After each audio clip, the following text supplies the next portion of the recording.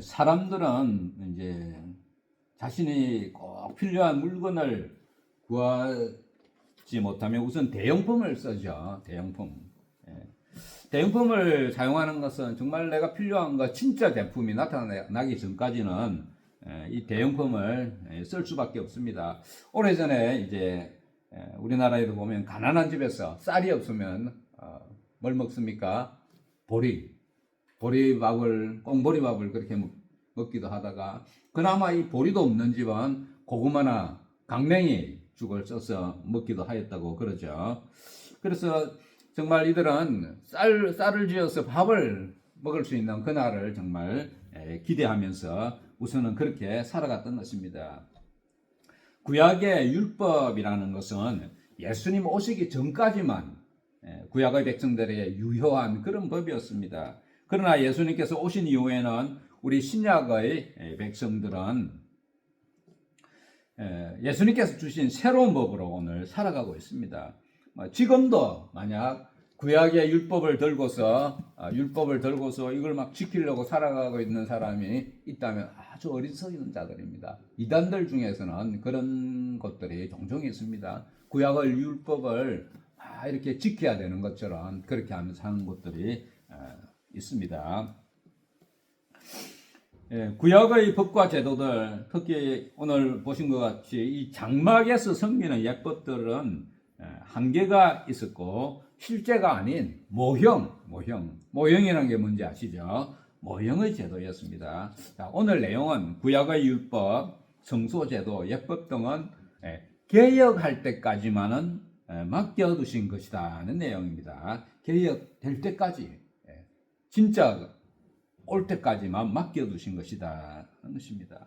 자, 오늘 첫 절에 보면요, 첫 언약에도 섬기는 예법과 세상에 속한 성소가 있더라. 첫 언약, 옛날 구약을 말하고 있습니다.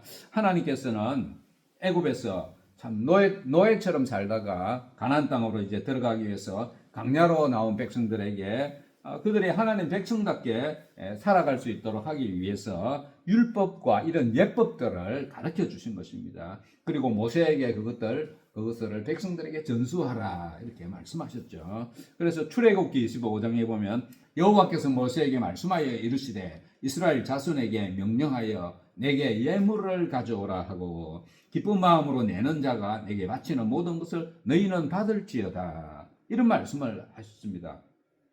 이 받은 예물들, 백성들로부터 정말 자원하는 마음으로 받은 그 예물들을 가지고 성막을, 오늘 보여주신 성막을 짓도록 하신 것입니다. 받아서 하나님께서 쓰시려고 백성들에게 받으라고 한 것이 아니고 그거 받아서 성막을 세우라고 하신 것입니다. 그래서 하나님 앞에서 이 예식을 행하면서 살아가도록 그렇게 말씀하셨습니다. 받아야 할 예물 종류들도 하나님께서 세세하게 다 가르쳐 주셨어요. 모세에게 다 가르쳐 주셨습니다. 천을 만들기 위한, 천막을 만들기 위한 실들, 어떤 색깔, 어떤 종류 실들을 받고, 검은 놋도 얼마만큼 받고, 털 종류, 가죽 종류, 기름 종류, 등잔에 불을 피우려면 기름이 있어야 되죠. 기름도 어떤 것을 받아야 되고, 그리고 앞에 보석들, 어떤 것을 받아야 되고, 이런 걸 다 가르쳐 주셨습니다. 그것들을 가지고 하나님께서 가르쳐 주신 대로 성막을 지시하신 대로 만들도록 하셨습니다. 출애굽기 25장 9절에 보면요, 물은 내가 네게 보이는 모양대로 장막을 짓고 기구들도 그 모양을 따라 지을지니라. 하나님께서 이 설계도, 장막을 세우는 설계도를 모세에게 주셨습니다. 모세는 그대로 만들기만 하면 되죠. 그러나 하나님께서 만들려고 한 것이 그리 쉬운 것이 아닙니다. 그래서 장인들, 기술자를 데려다가 그것을 만들어야 했습니다. 하나님께서는 이런 방법을 통하여서 이 성막, 오늘 장막에서 하나님을 섬기고 백성들의 죄를 사하는 일을 하도록 하셨습니다. 오늘 2절 말씀에 보면요, 예비한 첫 장막이 있고 그 안에 등잔대와 상과 진설병이 있으니 이는 성소라 일컫고. 오늘 그림에서 보셨듯이 성막이 두 개로 나뉘죠.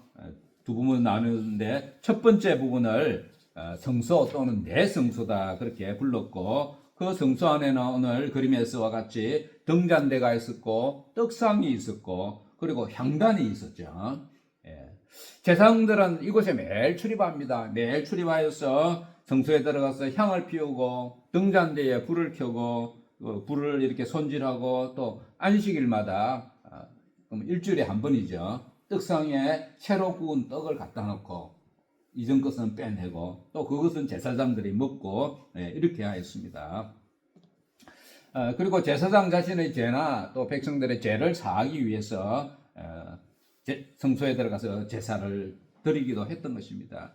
이제 보통 사람들의 죄를 사하는 의식은 오늘 우리 그림에서 보셨듯이 성소 바깥에 마당이 있었죠. 마당 위에 뭐가 있습니까? 번제단이 있었는데 이것에는 짐승을 태우는 것입니다.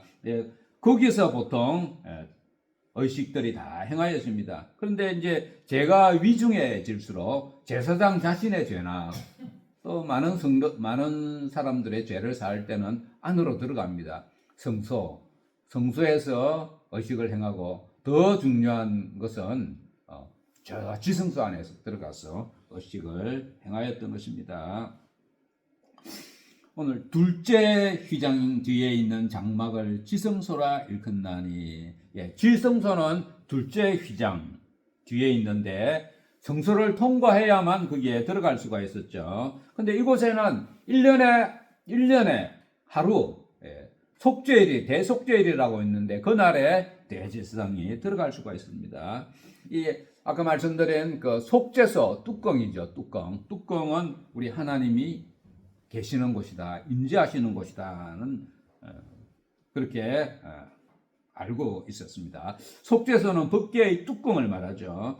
이 지성소를 가로막고 있던 휘장이 있었는데 이제 예수님께서 오랜 후에 예수님께서 십자가에 달려 돌아가실 때에 이 휘장이 위에서 아래로 쭉 찢어집니다. 누가 찢은 것도 아닌데 예수님 돌아가시는 그때에 휘장이 위에서 아래로 쭉 찢어지죠. 그래서 마태복음 27장 51절 말씀에 보면 예수께서 다시 크게 소리 지르시고 영원히 떠나시니라 이에 성소 휘장이 위로부터 아래까지 찢어져 둘이 되고, 예수님께서 돌아가신 이 성막이 있던 이후로 오랜 후에 예수님께서 돌아가시는 그때에 성소의 휘장이 찢어진 의미가 무엇일까요?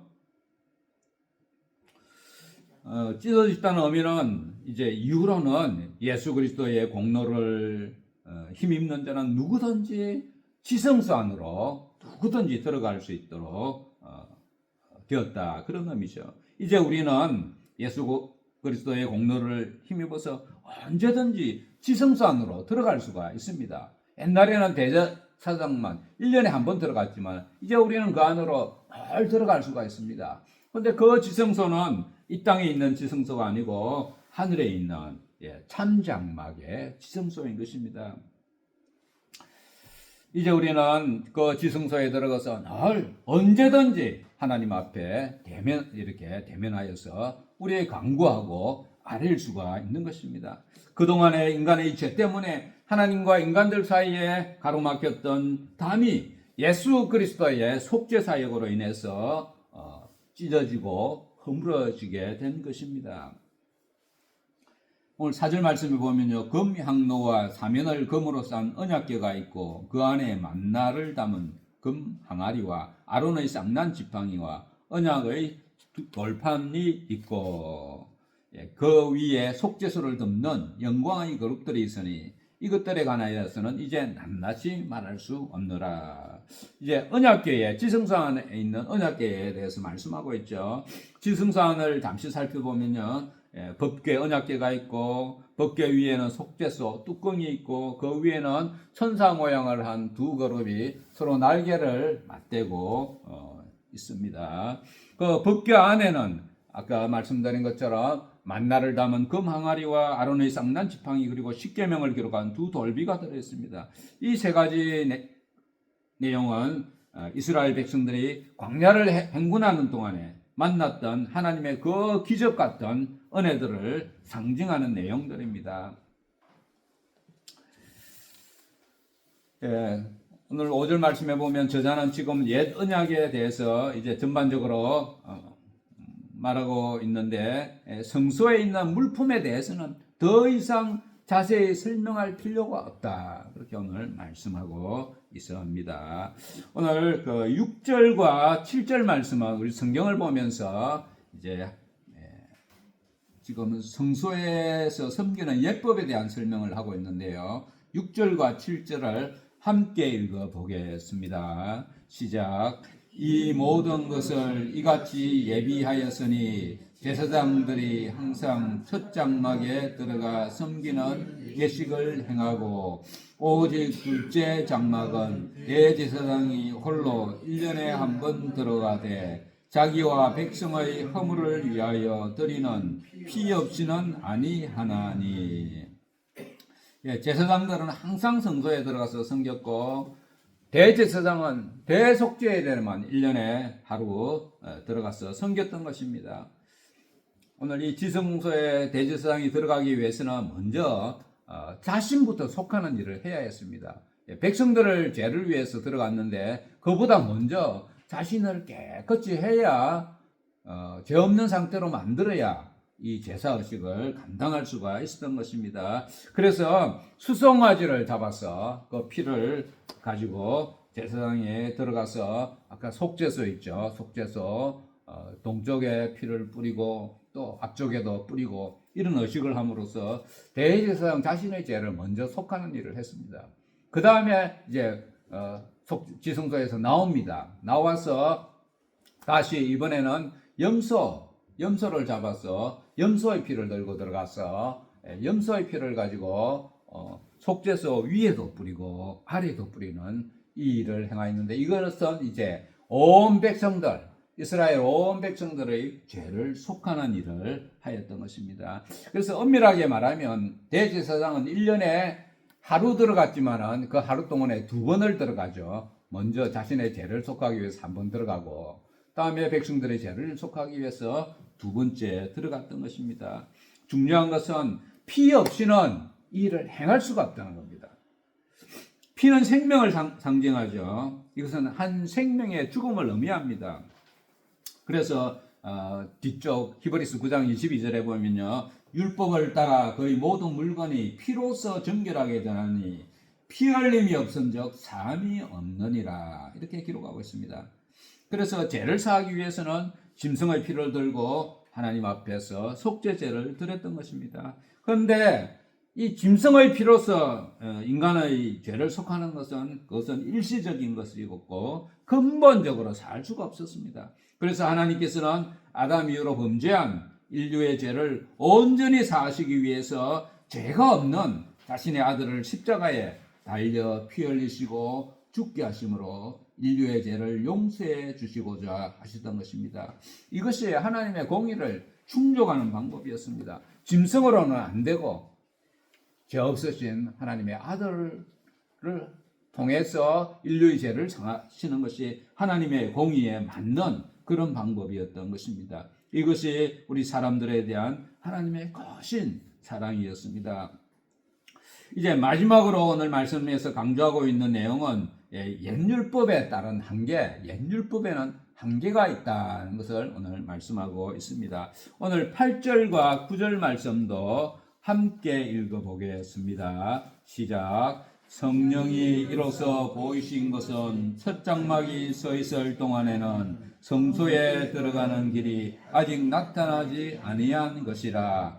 이 장막은 현재까지의 비유니 이에 따라 드리는 예물과 제사는 섬기는 자를 그 양심상 온전하게 할 수 없나니. 첫 장막에 서 있을 동안에는 성소에 들어가는 길이 아직 나타나지 않았다. 이것은 우리가 두 가지 의미로 한번 생각해 볼 수 있습니다. 첫째 의미는 성소가 두 부분으로 나누어져 있었는데 첫 장막이 앞에서 다 막고 있기 때문에 지성소로 들어가는 길이 보이지 않았다. 그런 의미로 해석할 수 있고 또 하나는 이 땅의 장막, 첫 장막이라고 보고 이 땅의 장막이 서 있는 동안에는 참 장막인 하늘에 있는 성소로 들어가는 길이 나타나지 않았다. 그런 의미로 해석할 수도 있습니다. 그런데 오늘 뒤따라 나오는 오늘 9절 말씀을 고려해 볼 때 오늘 이 8절에서 말씀하고 있는 첫 장막은 이 땅의 장막을 말하는 것이라 해석하는 것이 더 적절해 보입니다. 8절 말씀을 바꿔서 말해보면 이 땅의 장막이 서 있을 동안에는 참 장막인 하늘 성소로 들어가는 길이 나타나지 않았다. 그렇게 생각할 수가 있습니다. 성령께서 모세의 율법에 따른 성막 제도의 의미를 깨닫게 해주는 것이라 오늘 할 수가 있습니다. 모세의 율법에서 말하고 있는 장막은 비유적으로 사용된 장막입니다. 그것은 하늘에 있는 참 장막과 비유되는 그런 장막이고, 그래서 이 땅에서 장막에서 제사를 드리며 행했던 예법으로는 사람들의 양심까지는 온전하게 할 수 없었다는 것입니다. 사람들이 자신의 죄를 속하기 위해서 짐승을 끌고 와서 제사를 드림으로 자신의 내 죄가 사하여졌구나 이렇게 이제 안위할 수는 있었지만은 그러나 제사 드리는 행위를 통해서 그 양심까지 온전하게 되지는 못하였다는 것입니다. 이것은 하나님과 온전한 관계 회복으로까지는 나아가지 못했다는 말이 되는 것입니다. 하나님과의 관계가 온전히 회복되고 하나님 앞으로 담대히 나아갈 수 있는 것은 오직 예수 그리스도의 대속 사역을 통해서만 가능한 것입니다. 구약의 율법에 따르는 성소 제도도 이 백성들을 위해서 정말 좋은 제도였지만 그것에는 분명한 한계가 있다는 것을 오늘 말씀해 주고 있습니다. 그래서 옛 언약과 새 언약을 비교해 보면 예수 그리스도를 통한 새 언약이 얼마나 뛰어난 것인지 또 하나님의 은혜가 얼마나 크신지를 우리는 깨달을 수가 있습니다. 오늘 10절 마지막 말씀을 제가 읽어보겠습니다. 이런 것은 먹고 마시는 것과 여러 가지 씻는 것과 함께 육체의 예법일 뿐이며 개혁할 때까지 맡겨둔 것이니라. 옛 율법은 사람들이 정결하게 되기 위하여 또는 건강하게 되기 위하여 어떤 음식을 먹고 마셔야 하고 또 옷이나 몸은 어떻게 씻어야 하는지 등에 관한 육체적인 예법일 뿐이라는 것입니다. 다시 말하면 우리 인간의 양심과 영혼의 문제를 해결해 줄 수 없는 한계가 있는 법이고 좀 차원이 낮은 법이라는 것을 말하고 있습니다. 이것은 개혁할 때까지, 즉 예수 그리스도의 새 언약이 올 때까지만은 한정적으로 사용하도록 만들어진 법이다는 것을 오늘 말씀하고 있습니다. 오늘 말씀을 맺도록 하겠습니다. 오늘 말씀의 주제는 개혁할 때까지 맡겨두신 것이라는 주제입니다. 하나님께서는 구약의 율법, 구약의 제사에 관한 예법들 이런 것들을 새로운 개혁이 일어날 때까지만은 사용하도록 하셨다는 것입니다. 그 개혁이 무엇이죠? 그 개혁이 무엇입니까? 예수님을 통해 새로운 법을 주신 것을 말합니다. 그렇다면 이제 우리에게는 구약시대의 그 율법과 예법들이 더 이상 필요치 않습니다. 대신에 우리는 예수님을 통해 주신 새로운 법을 따라서 살아가게 되는 것입니다. 이 말을 다르게 표현하면 옛적의 율법과 예법들은 예수님을 통하여서 완성이 되었다. 그렇게 할 수 있습니다. 이전에는 불완전한 것과 모형을 통해서 하나님을 섬겼지만 이제는 완전한 법, 모형이 아닌 실제적인 제도 등을 통하여서 하나님을 섬기게 된 것입니다. 그러니 우리는 구약의 백성들에 비해서 더 큰 은혜를 받은 사람들이라 할 수가 있습니다. 하나님께서 아브라함에게 약속하신 축복은 바로 예수님입니다. 예수님을 통해서 아브라함의 축복이 실현되어 가고 있는 것입니다.